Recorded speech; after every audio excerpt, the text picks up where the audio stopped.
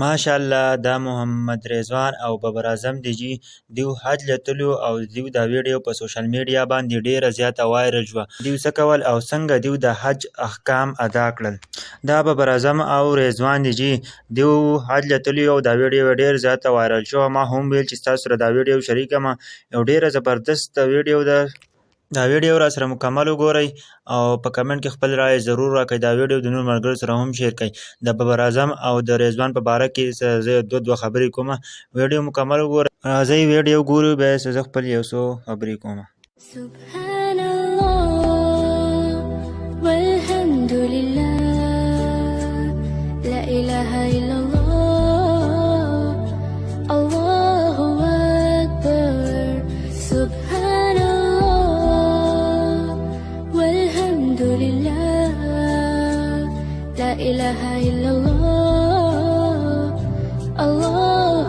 ماشاءالله ویډیو مکتله سکال چې څوک حج لتلی دی خدای دی د کم فریضه چې ادا کړله خدای دی ولا حج قبول او منظور وګرځي.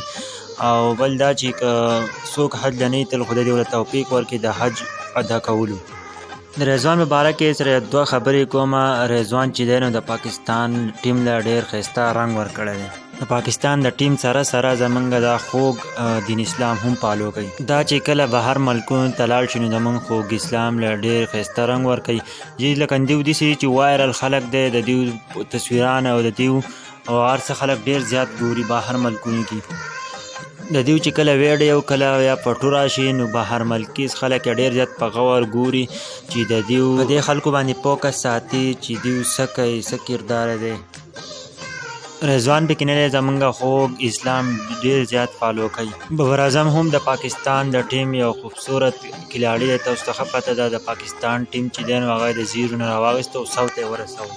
بابر اعظم خوبصورت ګیم کوي او د بابر اعظم په کپتانۍ کې د هغې بیټسمنان دغه کومه کلاړیان چې دی هغه هم خوبصورت ګیم کوي. کوم مخکیني کلاړیان چې وو نو هغه به د یو بل سره ډیر زیات اختلاف و، یو به د یو سره اختلاف و، بل به د بل سره اختلاف و. کلاړیانو به صحیح گیم نه کاوه، هسې بیګار به کاوه، ځان به خلاصاوه.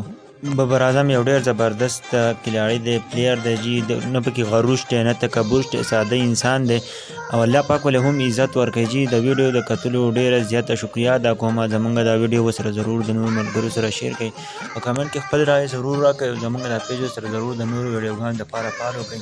انشاءالله موږ به یو داسې پیغام راوړو چې هغه زمونږ د دین اسلام په باره کې انشاءالله